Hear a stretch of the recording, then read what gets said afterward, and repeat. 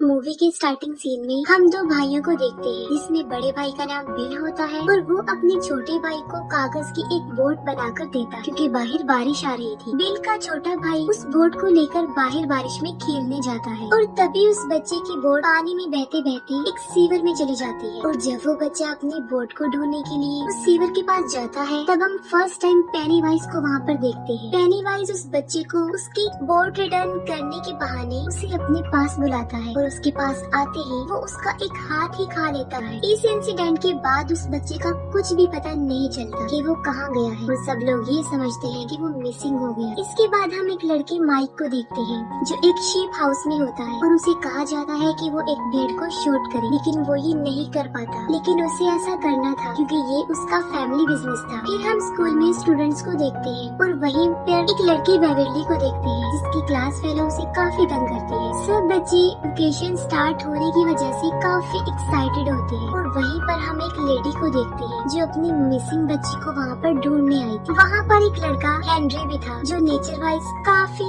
Ill mannered था और वो बिल और उसके बाकी फ्रेंड्स को काफी तंग किया करता था। और वहीं पर हम बेवरली की बेस्ट फ्रेंड बेन को भी देखते हैं। वो दोनों आपस में काफी अच्छे फ्रेंड्स होते हैं। दूसरी तरफ बिल जब स्कूल से घर वापस आता है तब उसके फादर उसे काफी डांटता क्योंकि बिल समझता था कि उसका छोटा भाई अभी भी जिंदा है जो सीवर में गिरकर वहाँ से गुजरकर उस जगह पर गिर गया होगा जहाँ पर उसका डेड एंड होता है। लेकिन उसके फादर उसे समझाते हैं कि वो मर चुका है और वो ये सब कुछ करना बंद कर दे क्योंकि इससे उसकी मदर को काफी दुख होगा। माइक जब मीट डिलीवर कर रहा होता है तो वहाँ पर उसे एक डोर मिलता है और उसके पीछे वो काफी अजीबोगरीब चीजें महसूस करता है। उस डोर के पीछे से काफी लोगों की शाउट करने की आवाजें आती है और बहुत से हाथ भी बाहर निकलते हैं और फिर तभी अचानक से वो डोर खुद ब खुद ओपन हो जाता है और वहाँ पर माइक पेनीवाइज को देखता है। इतनी ही देर में हेनरी अपने फ्रेंड्स के साथ वहाँ पर आता है और माइक को टीज करके वहाँ से चला जाता है। बिल का एक फ्रेंड अपने फादर के ऑफिस में बुक रखने के लिए जाता है और वहाँ पर वो एक बहुत डरावनी औरत की पेंटिंग देखता है जिससे वो अक्सर डर जाया करता है। उसे डराने वाला कोई और नहीं बल्कि पेनीवाइज था जो सबको उनके डर से ही डराता था और उन चीजों से जिनसे वो डरते हैं। बिल अपने फ्रेंड्स को लेकर सीवर के डेड एंड की तरफ जा रहा होता है और बेन लाइब्रेरी में बैठकर पोएट्री लिखता है और साथ ही एक जगह डेयरी की हिस्ट्री भी पढ़ रहा होता है जो असल में वही जगह थी। उस हिस्ट्री में उसे डेयरी में होने वाले सारे इंसिडेंट के बारे में इंफॉर्मेशन मिलती है और वो इंसिडेंट्स लोगों की डेथ के बारे में थे, यानी बहुत से लोगों की डेथ हो गई थी। और फिर बेन को ह्यूसिनेशन स्टार्ट हो जाती है और उसके साथ ये कोई और नहीं बल्कि पेनीवाइज ही कर रहा था। और बेन को वहाँ पर एक बैलून भी उड़ता हुआ नजर आता है जो और किसी को नजर नहीं आ रहा होता। बेन जब उस बैलून के पीछे जाता है तब उसे वहाँ पर बहुत सारे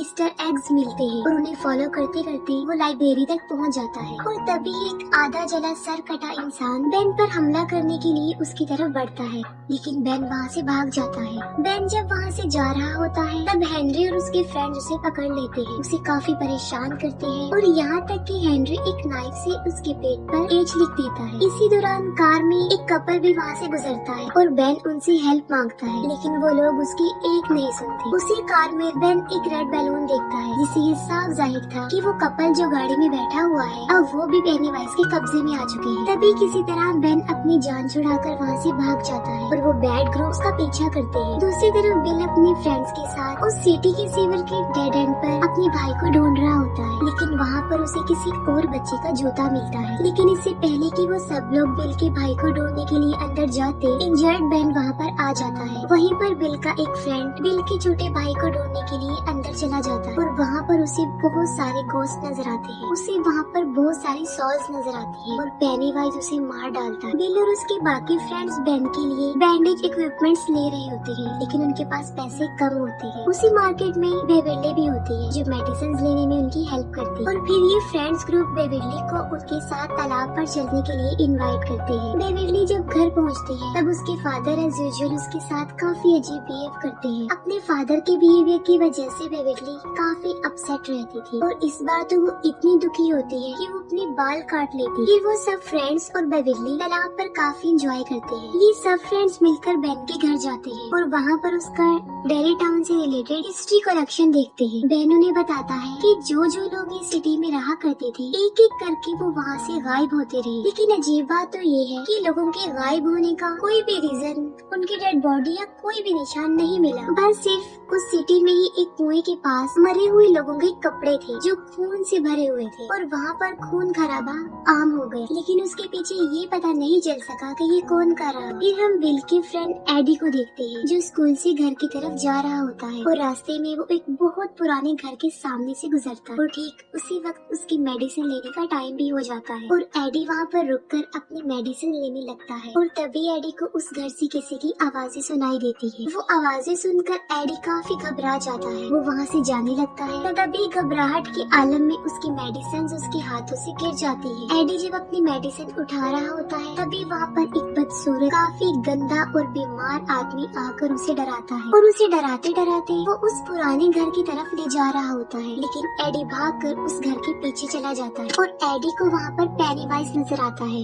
एडी वहाँ से भाग जाता है। बेवर्ली जब घर आती है तब उसे एक पोएट्री कार्ड मिलता है जिसे पढ़ने के लिए वो वॉशरूम में जाती है। बेवर्ली जब वो पोएट्री पढ़ रही होती है तब उसे वॉश सिंक से बच्चों की आवाजें सुनाई देती है। बेवर्ली जब एक मेजरिंग टेप उस सिंक के अंदर डालकर बाहर निकालती है तब वो खून से भरा हुआ वापस आता है और उस पे इंसानी बाल भी लगे होते हैं जो बेवर्ली की पूरी बॉडी से लिपट जाते हैं और उसे अंदर की तरफ खींचते हैं। इसके बाद उस वॉश सिंक से बहुत सारा खून तेजी से बाहर निकलता है और पूरा वॉशरूम और बेवर्ली खून से भर जाते हैं। बेवर्ली के रोने की आवाज सुन के उसके फादर भी वहाँ पर आ जाते हैं, लेकिन वो ऐसा रिएक्ट करता है जैसे वहाँ पर कुछ भी नहीं हुआ। बिल जो कि अपने छोटे भाई को काफी मिस कर रहा होता है, लेकिन तभी वहाँ पर उसे किसी के होने का एहसास होता है और वहीं पर उसे किसी के पाँव के निशान भी मिलता है और जब वो उन पैरों के निशान के पीछे जाता है तब उसे उसका छोटा भाई नजर आता है जो उसे बेसमेंट में ले जाता है। पहले बिल का छोटा भाई उसे इमोशनली ब्लैकमेल करता है और फिर देखते ही देखते एक शैतान में तब्दील हो जाता है और तभी वहाँ पर पेनीवाइज भी आ जाता है जो बिल पर अटैक कर देता है, लेकिन ठीक वक्त पर बिल अपनी जान बचाकर वहाँ से भाग जाता है। फिर बेवर्ली उन फ्रेंड्स को अपने घर बुलाकर उन्हें अपना वॉशरूम दिखाती है। सब बच्चे भी देखते हैं कि वहाँ पर बहुत ज्यादा खून है, लेकिन बेवर्ली सोचती है कि उसके फादर को वो क्यों नहीं नजर आ। फिर वो सब मिलकर वॉशरूम क्लीन करते हैं। वो फ्रेंड्स आपस में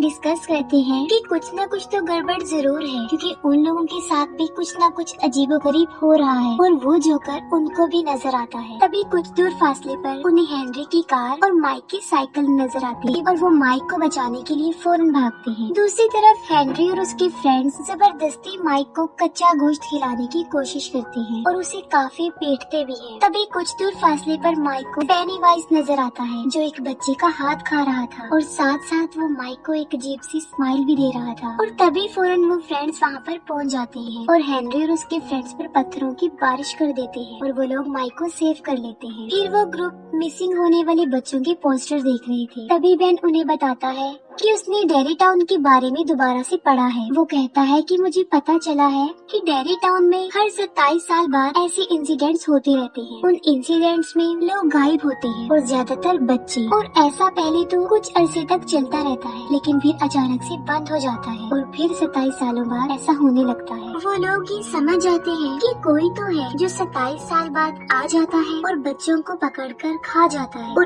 इतना ज्यादा शिकार करने के बाद 27 सालों तक वो बिल्कुल रिलैक्स हो जाता है और साथ में वो ये बात भी समझ जाते हैं कि वो बच्चों के सामने उन्हें उसी रूप में आकर डराता है जिससे वो सबसे ज्यादा डरते हैं और जाहिर है तकरीबन सब बच्चे ही जोकर से डरते हैं। बिल सबको अपने घर ले जाता है और उन्हें डेरी टाउन का मैप दिखाता है। मैप देखकर उन लोगों को पता चलता है कि जहाँ जहाँ वो इंसिडेंट्स हुए थे वो जमीन के नीचे एक गटर से जुड़े हुए हैं और ये सारे गटर एक ही जगह पर आकर आपस में मिलते हैं और वो कुआं है जो उसी पुराने घर में था। वो बच्चे फौरन ये समझ जाते हैं कि पेनीवाइज वहीं पर रहता है उसी पुराने घर के कुएं में। तभी एडी इन बातों से काफी डर जाता था और वो सब कुछ बंद करने के लिए कहता है, लेकिन अचानक से प्रोजेक्टर अपने आप ऑन हो जाता है और पिक्चर्स खुद ब खुद चेंज होने लगती है। ये देखकर वो लोग काफी घबरा जाते हैं, काफी डर भी जाते हैं और तभी उन पिक्चर्स में बिल के छोटे भाई की पिक्चर भी आती है और तभी फौरन पेनीवाइज भी एक पिक्चर की सूरत में उनके सामने आता है और तभी पेनीवाइज उस फोटो से निकलकर उन बच्चों को डराता है। वो सारे बच्चे काफी डर जाते हैं, लेकिन बिल डिसाइड करता है कि वो उस पुराने खंडर वाले कुएं में जाएंगे और पेनीवाइज का मुकाबला करेंगे। वो सब बच्चे बिल की बात मानकर उसके पीछे पीछे उस घर में जाते हैं। बिल कहता है कि हमें उसका मुकाबला करते हुए उसे रोकना चाहिए, वरना ये सिलसिला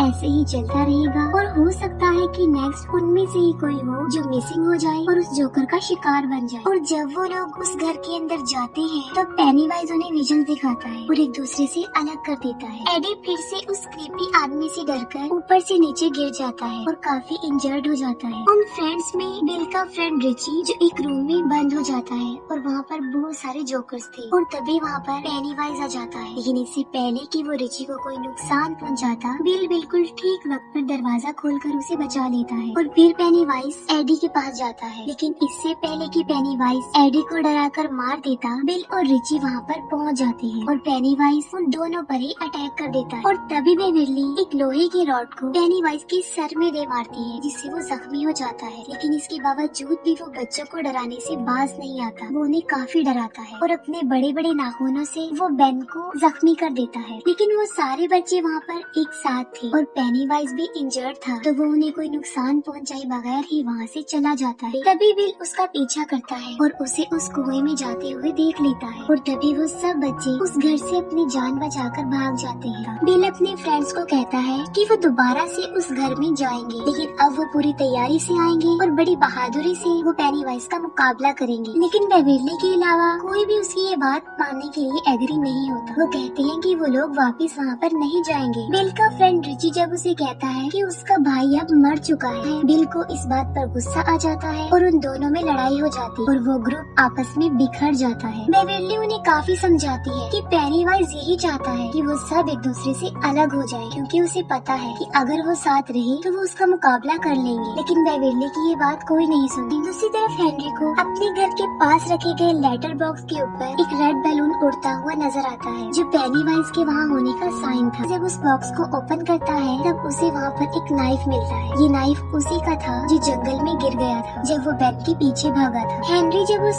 चाकू को ले लेता है तब वो पूरी तरह से पेनीवाइज के कंट्रोल में आ चुका होता है। पेनीवाइज हेनरी को बहुत फोर्स करता है कि वो अपने फादर को जान से मार डाले, जबकि हेनरी सच में पेनीवाइज के बहुत ज्यादा कब्जे में आ चुका था और वो सच में ही अपने फादर को जान से मार डालता है जब वो सो रहे होते हैं। बेविरली के डैड अग्रेसिव होकर उसके साथ जबरदस्ती करने की कोशिश करते हैं। बेविरली अपने फादर को टांग मार के वहाँ से भाग जाती है और खुद को वॉशरूम में बंद कर लेती है। लेकिन बेविरली का फादर बाथरूम के दरवाजे को तोड़कर अंदर घुस जाता है। अपनी जान बचाने के लिए बेविरली सिंक अपने फादर के सर में मार देती है जिससे वो इंजर्ड होकर बेहोश हो जाता है। दूसरी तरफ बिल बेविरली को ढूंढते ढूंढते उसके घर तक चला जाता है जहाँ पर उसे उसके फादर की डेड बॉडी के साथ दीवारों पर पेनीवाइज का मैसेज मिलता है। वहाँ पर लिखा होता है कि you die if you try. Bill अपने सब फ्रेंड्स को बताता है कि पेनीवाइज बेविरली को ले गया है और वो बेविरली को बचाने के लिए फिर से एक हो जाते हैं और फिर वो लोग दोबारा से उस घर में आते हैं। लेकिन इस बार वो अपनी पूरी तैयारी से पेनीवाइज का मुकाबला करने के लिए हथियार भी अपने साथ लाए होते हैं। दूसरी तरफ बेविरली के ऊपर खून के कुछ कतरे गिरते हैं जिससे वो होश में आती है और वो देखती है कि वो एक गटर में है जहाँ पर कचरे का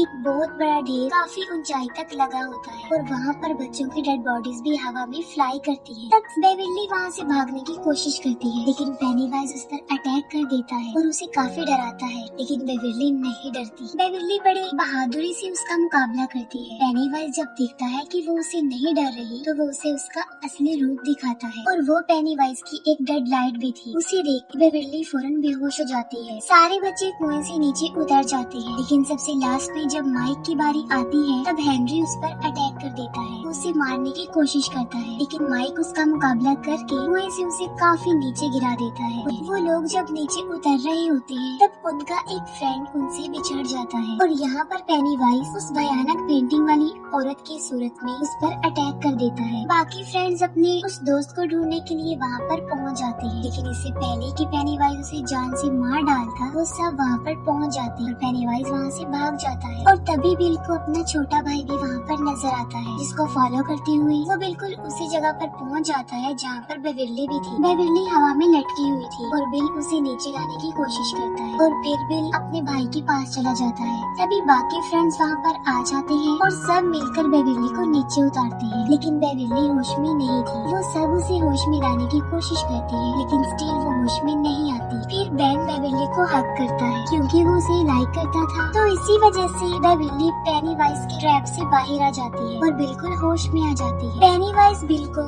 उसके छोटे भाई के रूप में काफी इमोशनली ब्लैकमेल करता है और उसे अपने साथ घर ले जाने के लिए भी कहता है। बिल उसकी बातें सुनकर रोता है और कहता है कि मैं जानता हूँ कि तुम मेरे भाई नहीं हो, और वो उसे गन से शूट कर देता है। और फिर पेनीवाइज अपने असली रूप में आकर उन सब पर अटैक कर देता है। वो सब बच्चे एक होकर उसका मुकाबला करते हैं, लेकिन फिर पेनीवाइज बिल को पकड़ लेता है। पेनीवाइज उनको बताता है कि तुम लोग मुझसे जितना डरोगे मेरी पावर उतनी ही ज्यादा बढ़ती जाएगी। वो कहता है कि तुम बिल मुझे दे दो, उसके बदले में मैं तुम्हारी जान बख्श दूंगा और तुम यहाँ से चले जाओ। मैं इसे खाकर 27 सालों तक सोने के लिए चला जाऊंगा और तुम लोग भी अपनी लाइफ में वापस चले जाओ। पेनीवाइज के यही अल्फाज उसी पर भारी पड़ जाते हैं। वो सब बच्चे बिल्कुल एक होकर उससे लड़ते हैं। पेनीवाइज उन बच्चों को हर उस रूप में डराने की कोशिश करता है जिससे वो सबसे ज्यादा डरते हैं, लेकिन वो बच्चे नहीं डरते। लेकिन अब पेनीवाइज उनसे डरने लगता है क्योंकि वो सब एक थे और डर भी नहीं रहे थे, और यहाँ तक कि मार मार के भी वो पेनीवाइज को काफी जख्मी कर चुके थे। उन बच्चों का बिल्कुल एक हो जाना पेनीवाइज को हारने पर मजबूर कर देता है और पेनीवाइज डरते हुए भूखा ही 27 सालों के लिए सोने के लिए चला जाता है। ये मूवी यहीं पर एंड हो जाती है।